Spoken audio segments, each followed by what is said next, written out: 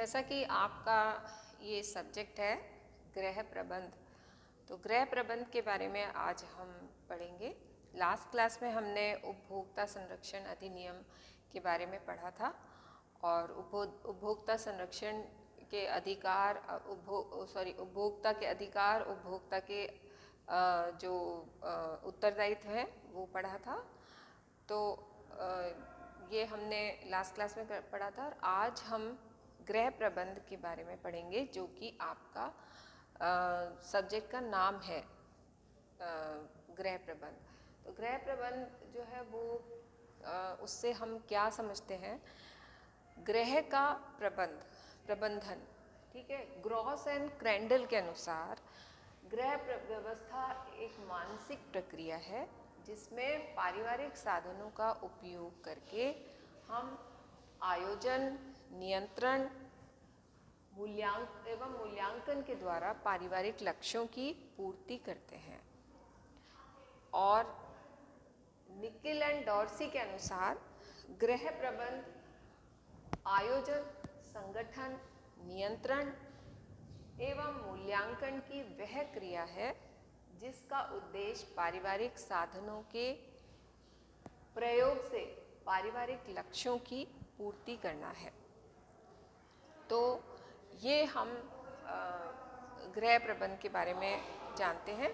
गृह प्रबंध जो है वो उसमें क्या होता है कि जो भी हमारे परिवार है, हमारा जो परिवार है उसके जो लक्ष्य हैं, पारिवारिक लक्ष्यों की पूर्ति के लिए हम गृह का प्रबंधन करता है, घर का प्रबंधन करते हैं। बहुत सारी चीज़ें घर में चलती हैं जिनको अगर हम मैनेज करके चलें तो हम बहुत अच्छे से अपना घर को चला सकते हैं।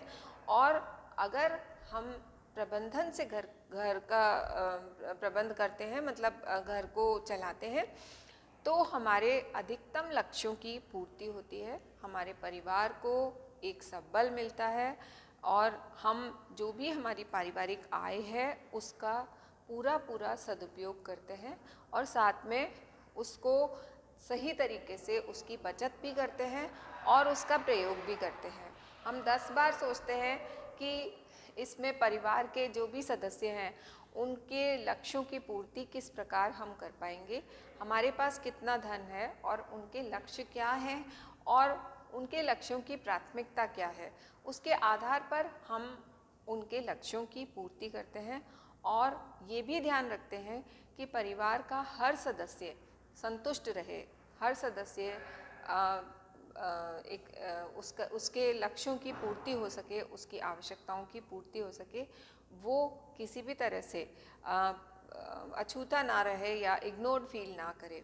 तो ये भी हम ध्यान रखते हैं। तो इस तरह से गृह प्रबंध क्या है, गृह प्रबंध में हम सबसे पहले हम उसकी प्लानिंग करते हैं, आयोजन करते हैं, उसके बाद संगठन करते हैं, हम जितने भी हमारे संसाधन हैं उनको संगठित करते हैं, हमारी जितने भी रिसोर्सेज को कैसे हमको लगाना है उसका संगठन करते हैं।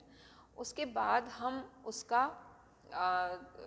क्रियान्वयन करते हैं, उन संसाधनों का क्रियान्वयन करते हैं। क्रियान्वयन करके हम उसका एक तरह से मूल्यांकन करते हैं, जैसे कि और मूल्यांकन से पहले उसका हम नियंत्रण करते हैं और फिर उसका मूल्यांकन करते हैं। तो ये हमारी एक प्रक्रिया है, जो प्रक्रिया हमारी निरंतर चलती रहती है। और हमारे जो संसाधन हैं, चाहे किसी के पास कितना भी धन है, कितने भी संसाधन है, यदि वो सही तरीके से, सही प्लानिंग से नहीं चलता है तो वो संसाधन बहुत जल्दी ख़त्म हो जाते हैं और हमारी जो आवश्यकताएं हैं वो पूरी नहीं हो पाती, परिवार के जो सदस्य हैं वो असंतुष्ट रह जाते हैं। तो इसलिए गृह प्रबंध में ये बहुत ज़रूरी है कि हमारे सभी परिवार के सदस्य संतुष्ट रहें, उनकी आवश्यकताएं पूरी हों और उन्हें पता हो कि उनकी आवश्यकता इस बार क्यों नहीं पूरी हुई। उनकी प्राथमिकता के अनुसार हम आवश्यकताओं को पूरा करें और इसमें हम जो हमारा जितने भी संसाधन हैं उनका पूरा का पूरा सदुपयोग करें। हम एक एक जो हमारा हम रिसोर्सेज हैं उनको पूरा पूरा उनका उपयोग करें, और ये तभी हो सकता है जब हम उसका पूरा मैनेजमेंट करें या प्रबंधन करें। उसके बाद है गृह प्रबंध का महत्व। गृह प्रबंध का क्या महत्व है? गृह प्रबंध का जो महत्व है उसमें क्या है कि घर को अगर हम अच्छे ढंग से मैनेज कर लेते हैं, या हमारी जो पारिवारिक आय है उसको हमारे जो पूरे महीने का जो हमारा शेड्यूल है उस महीने में हम इस तरह से बांटते हैं कि उसमें उसका बैलेंस डिस्ट्रीब्यूशन हो जाए, उसके बाद कुछ पैसा हमारे पास बच भी जाए, बचत भी हो जाए। तो इस तरह से उसको हम मैनेज करते हैं, जिससे हमें हर चीज़ का पता होता है। यदि हर चीज़ का हमें हर समय पता रहेगा तो हमारे कंट्रोल में रहेंगे, जो खर्चे हैं वो कंट्रोल में रहेंगे। और ऐसा भी नहीं है कि हम बहुत मन मारें अपना। हम कई बार ऐसा भी होता है कि अगर हमारे पास कुछ सेविंग है तो हम उसमें से उसको डाल देते हैं और हमारे मन की कोई चीज़ भी हम ले आते हैं। तो इस तरह से हम प्रबंधन करें तो हमारा बैलेंस्ड वे में चलेगा, परिवार में सुख शांति बढ़ेगी, परिवार में उन्नति होगी, और ये उन्नति और विकास होगा परिवार में। और साथ में उस जो परिवार के जो सदस्य हैं वो संतुष्ट रहेंगे, और उन्हें पता होगा कि अब उनकी आवश्यकता पूरी होगी, और उसके बाद प्राथमिकता के अनुसार हमारी आवश्यकताओं को पूरा किया जाएगा। तो ये उनको पहले से ही नॉलेज होगी, तो उनका मेंटल मेकअप उसी हिसाब से होगा, क्योंकि उन्हें भी पता होगा कि हमारे घर में क्या रिसोर्सेज हैं, क्या संसाधन है, कितनी आय है और हम कितना खर्च कर सकते हैं। तो जब उनको अंदाज़ा होगा तो फिर वो अपनी आवश्यकताएं भी उसी हिसाब से आपके सामने रखेंगे।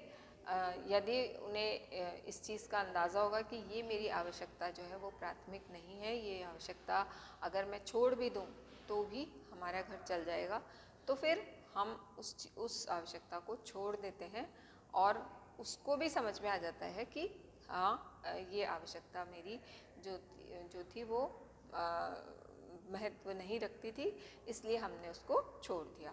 तो इस तरह से परिवार में सुख शांति बढ़ेगी, सुख समृद्धि बढ़ेगी, परिवार का विकास होगा, कार्य कुशलता बढ़ेगी। साथ में हम ये भी सोचेंगे कि कैसे हम हमारे पास जो उपलब्ध साधन हैं उनका कैसे हम अधिकतम उपयोग करें, क्योंकि आवश्यकता ही आविष्कार की जननी होती है।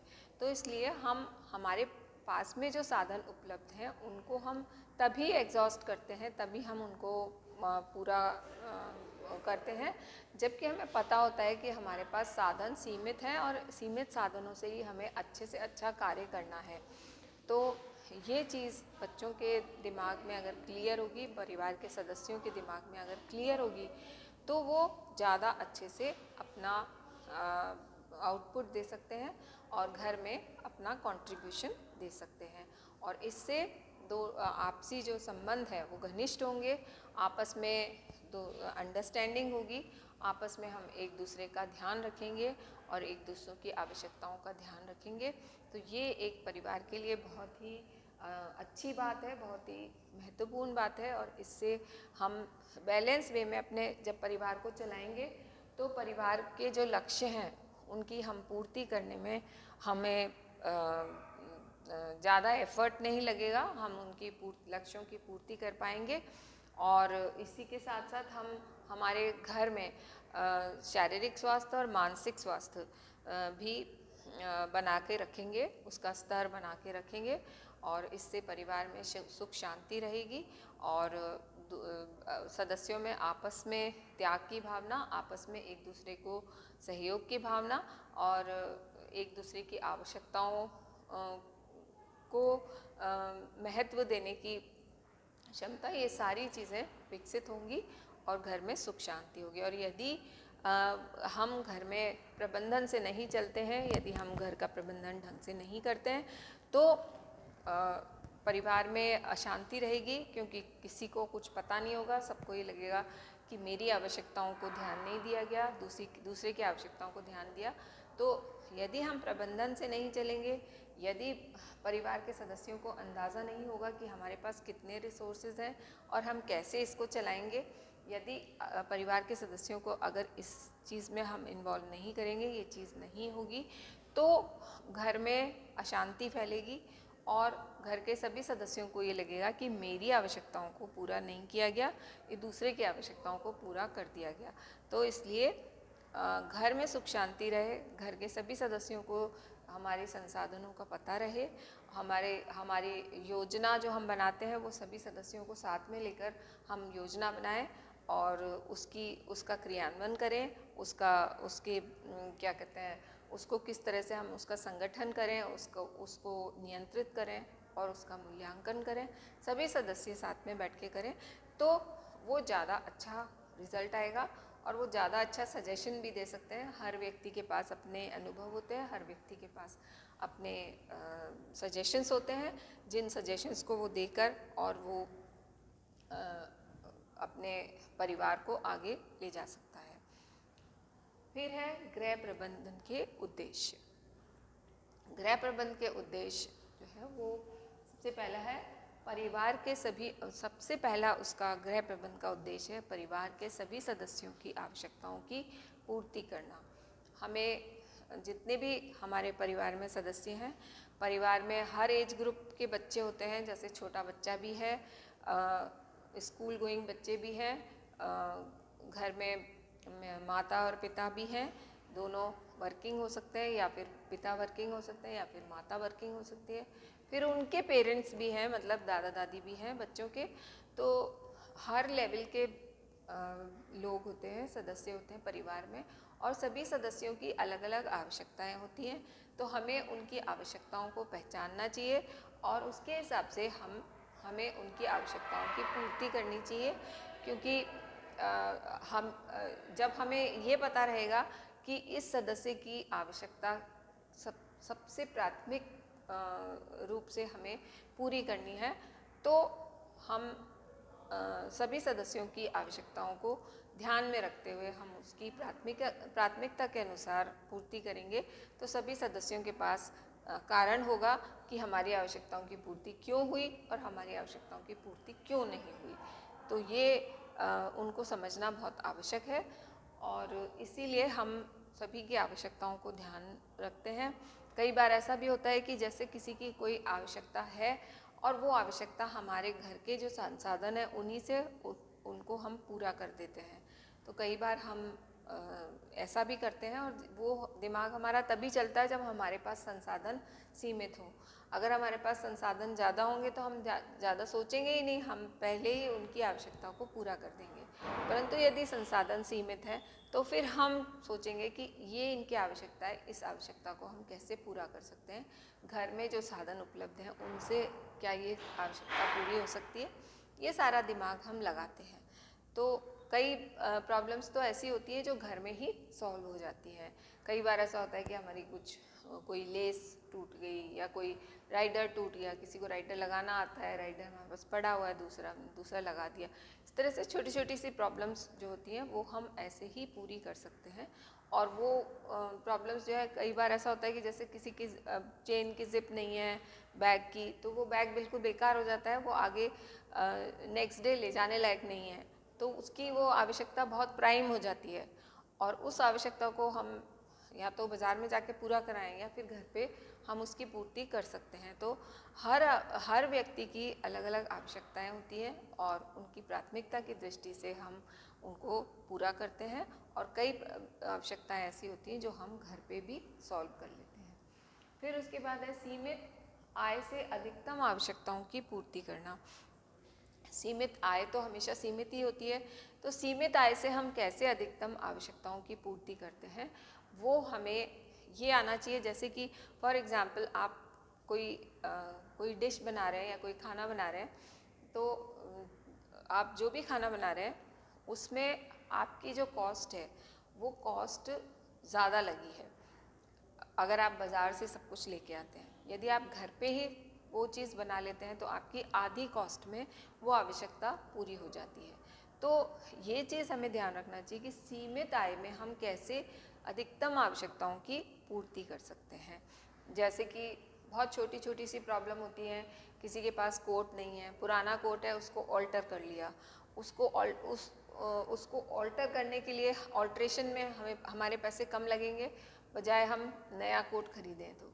और यदि वो अच्छी कंडीशन में है और वो ऑल्टर होके नया सा लगता है तो क्या मतलब हम उसको क्यों नहीं उसको पूरा हम कर लेते हैं या हम उसको ऑल्टर करवा लेते हैं, कम पैसों में हमारी वो आवश्यकता पूरी हो जाएगी। तो इस तरह से हम सीमित आय में अपनी आवश्यकताओं को पूरा कर सकते हैं अगर हम साधन युक्त हैं और अगर हम जागरूक हैं अपने साधनों के प्रति, तो हम सीमित आय में भी अपनी आवश्यकताओं को पूरा कर सकते हैं। नेक्स्ट पॉइंट जो है वो हम नेक्स्ट क्लास में कराएंगे। आज हमने ये 2 ही पॉइंट्स डिस्कस किए हैं, गृह प्रबंधन के उद्देश्य। नेक्स्ट पॉइंट जो है वो है गृह कार्यों में कुशलता संपन्न करना, वो जो है वो नेक्स्ट क्लास में हम कराएंगे। Thank you.